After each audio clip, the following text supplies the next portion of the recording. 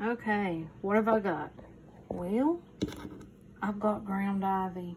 Yeah, real nuisance, but it's an herb. You know, it's a weed, but it's also an herb, and it blooms.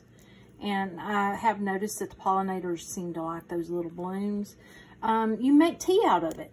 You know, you can use it herbally, but it is a nuisance, and it does, you know, really take over if it's growing at your place, because yeah, it has here.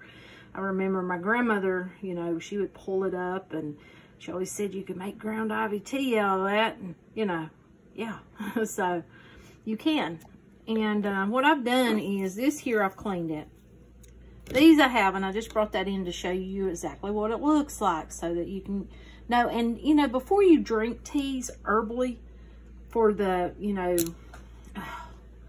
the herbal aspect of it, do some research. Always research. Don't go on what anyone tells you. Research it. Research the herbs. I washed it. You know, I took a pair of scissors and I cut it. Now, if you got a mortar and pestle, I've got one somewhere, but I did not want to hunt it out. You can use mortar and pestle, bruise it up really good. But, you know, cutting it kind of does the same thing. You can use the butt of a knife to bruise it up. I've even used my fingernails, so yeah.